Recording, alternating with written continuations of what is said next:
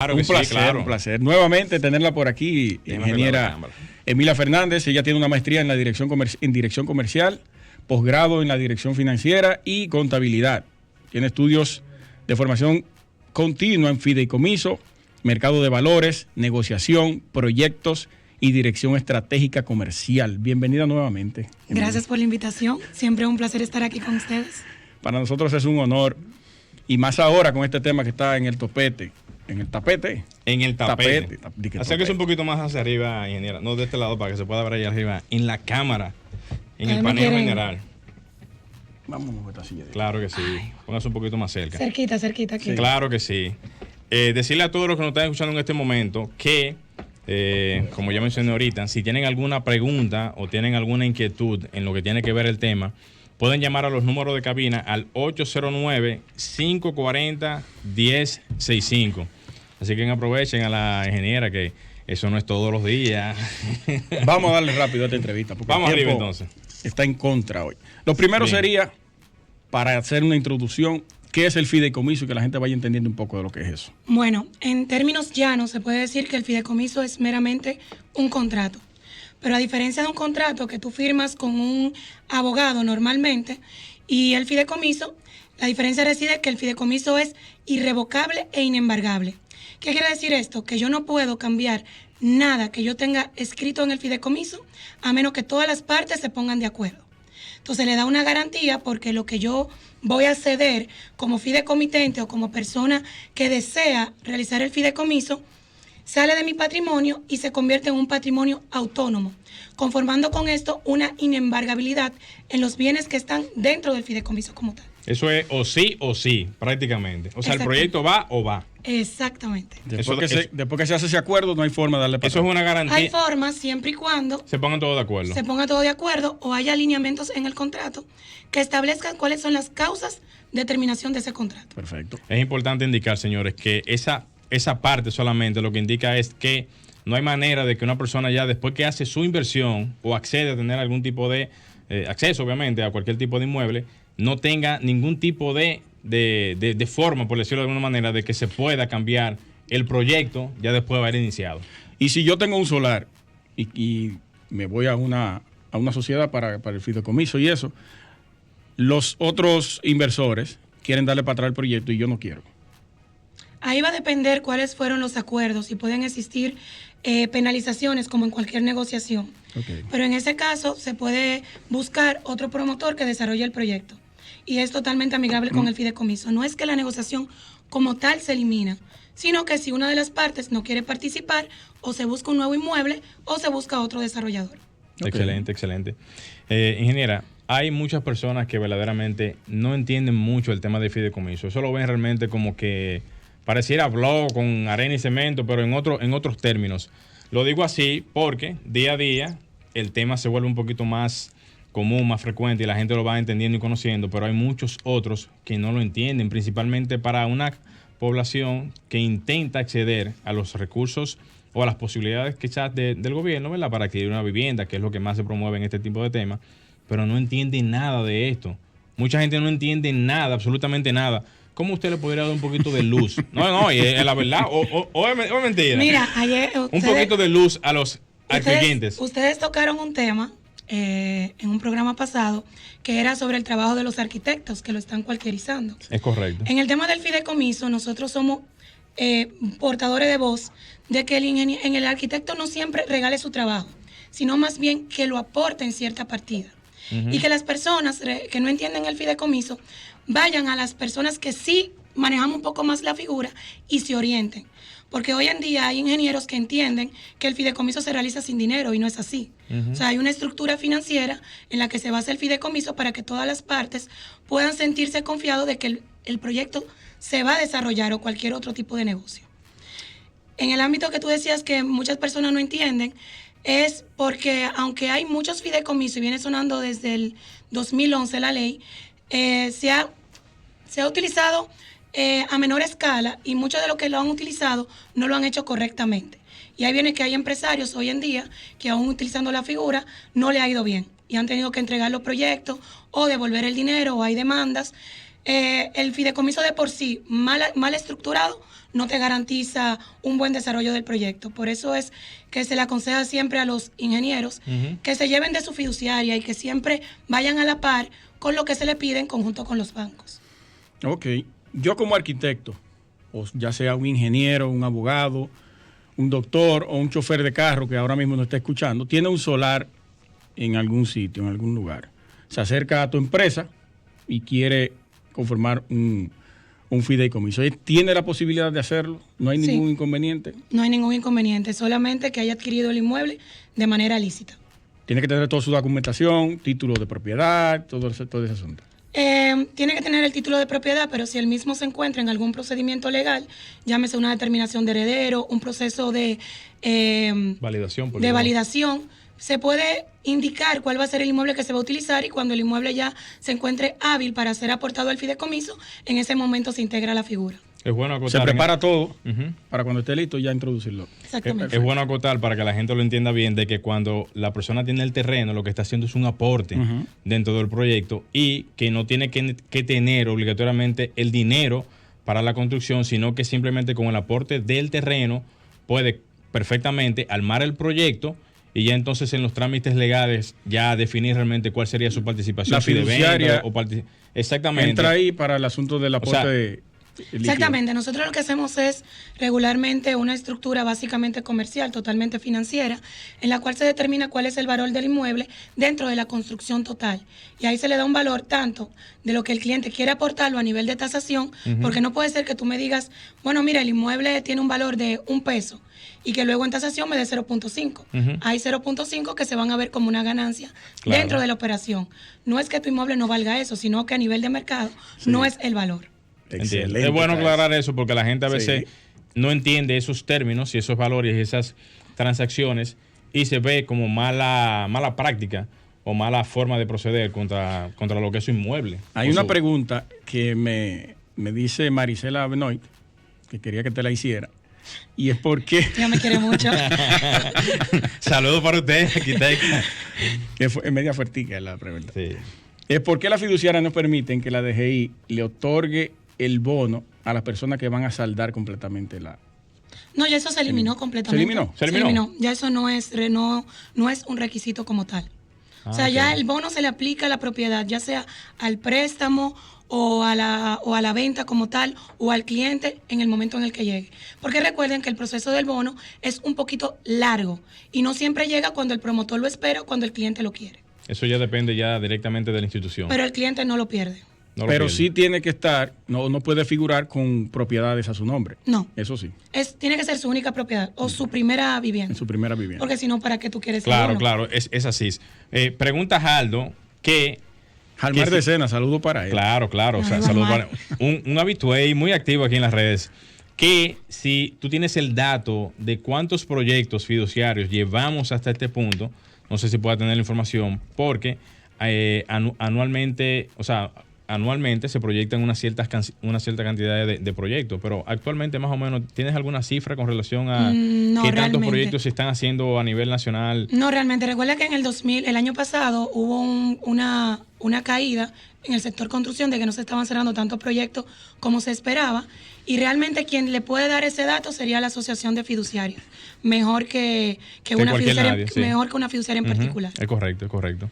La figura del fideicomiso vino a generar un nuevo tipo de inversor. Sí. Al negocio. Totalmente. Y de emprendimiento también, claro, está. De emprendimiento. Lo que pasa, vamos a poner un ejemplo de un cliente que yo tengo. Su familia tiene el solar, su papá tiene dinero, pero él es un arquitecto que ha trabajado para terceros. Él no ha hecho trabajo por sí mismo. Entonces se requiere una experiencia y lo que uno le pide es que él nos diga qué él pretende hacer en el terreno que le están aportando y que le dé un valor a todo, aunque sea aportado por su familia. Porque en determinado momento su familia quiere el retorno de esa inversión. Lógico. Como le van a colocar el dinero, él no necesita recursos bancarios, sino que él lleva al inversionista a nosotros. En ese caso, el banco pasa a ser un inversionista local, que es un familiar de él, que le va a colocar el dinero, no necesariamente todo junto, sino por ubicaciones a medida que se vayan validando los avances. Entonces, ¿qué hace ese ingeniero?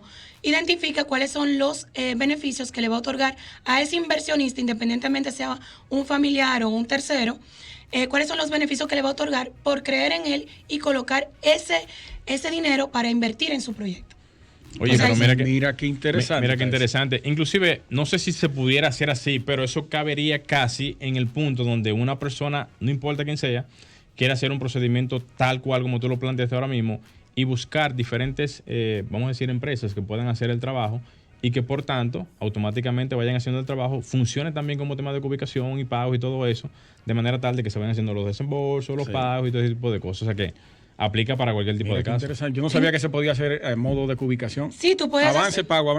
Exactamente. Tú puedes hacer, es que el fideicomiso te permite, las personas a veces tienen cierta retención con el fideicomiso, cierto bloqueo, porque piensan que la fiduciaria le va a controlar todo.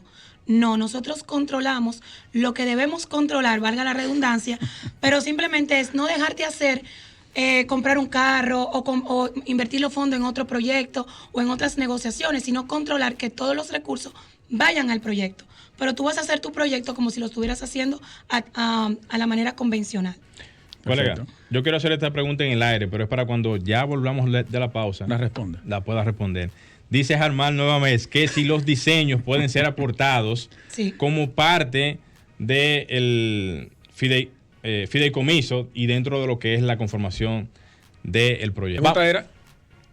La pregunta, ¿verdad?, que se quedó al aire era, para repetirla, ¿los diseños pueden ser aportados como parte de lo que es el fideicomiso? Pregunta Haldo. Mira, totalmente. Yo soy pro, y nuestra empresa también, de que regularmente todo el que se involucre en un proceso inicial del proyecto confía en el mismo y aporte su trabajo. De esa manera no tiene que deteriorar el precio, pero tampoco tiene que quedarse sin participación dentro del proyecto. Correcto. Y muchas veces al arquitecto lo que le decimos, prepárame todos los planos, vamos a hacer unos arquitectónicos, no tiene que prepararme todo el juego de plano completo y vamos a tirarnos a la venta. O sea, vamos a arrojarnos a la venta, a ver cómo nos va. Y dependiendo cómo nos va, comenzamos a tramitar ya en las entidades gubernamentales con los recursos que vamos levantando. Dígase que hay una parte sí que tiene que aportar el promotor como tal, el ingeniero, porque no sale del dinero del cliente esa fase inicial. Pero si el arquitecto... Pero es mínima.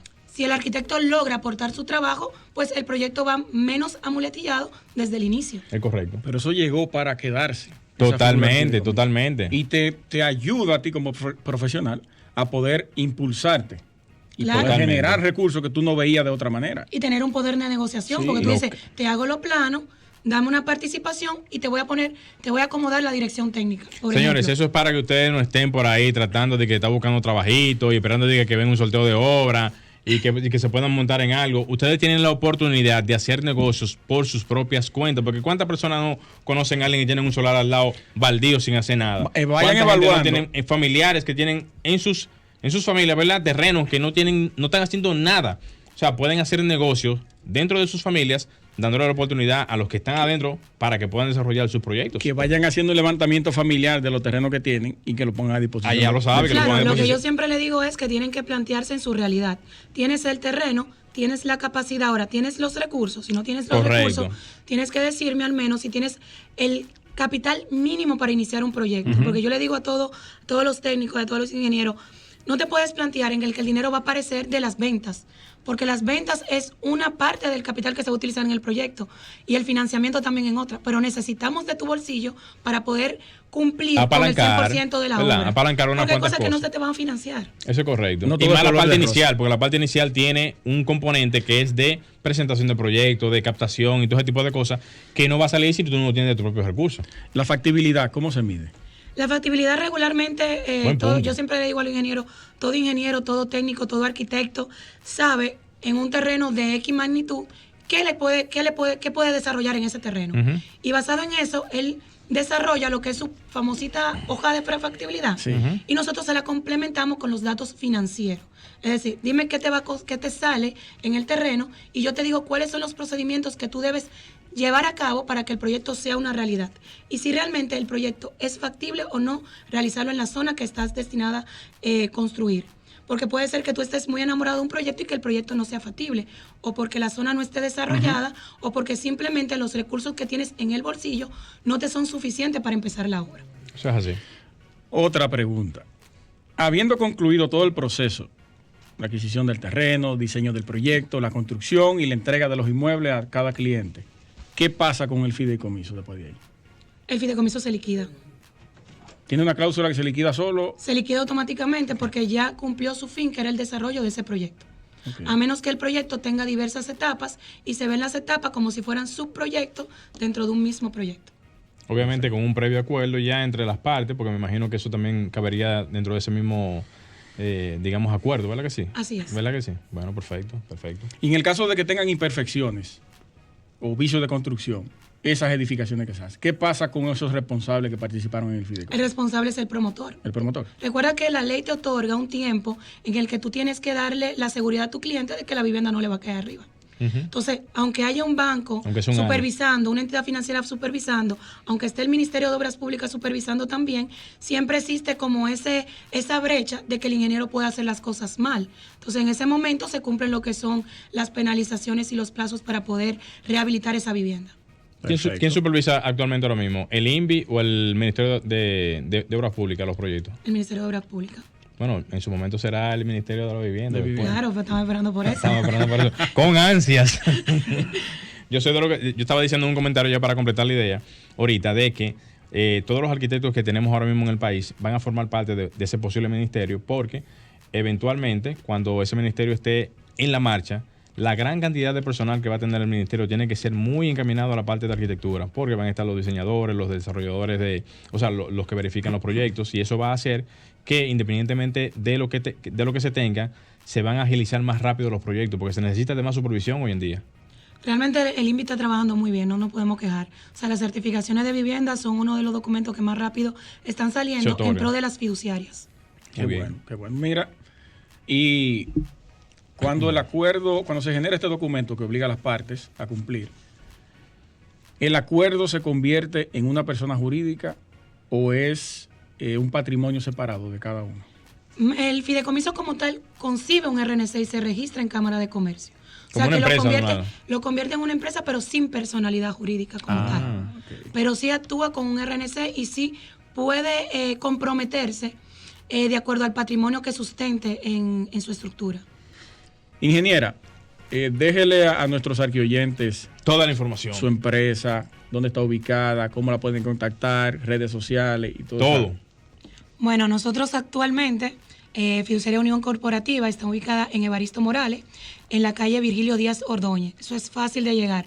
Plaza Oreb, segundo nivel. Si usted en algún momento fue a Ferros Café, en el segundo nivel, estamos nosotros. Una ubicación ya pronto nos estaremos mudando, pero le estaremos actualizando lo que son las informaciones. Por favor, no se limiten, el fideicomiso es muy abierto, es una figura que da muchas garantías y es bien estructurado. Lo que usted se imagine, eso lo puede plantear en un fideicomiso. La imaginación es el límite. Perfecto. Excelente. ¿Y los teléfonos? 809-965-4385. 965-4385 y 809-792-0222. 809-792. Ahí lo tienen, señor. Bien, señores, ya lo saben. A todos ustedes, gracias por su sintonía. Nos encontramos nueva vez el próximo domingo. Muchas gracias, Emilia. Siempre tu orden. Luis Taveras, Gleiner Morel y Franklin Tiburcio en los controles. Hasta la próxima.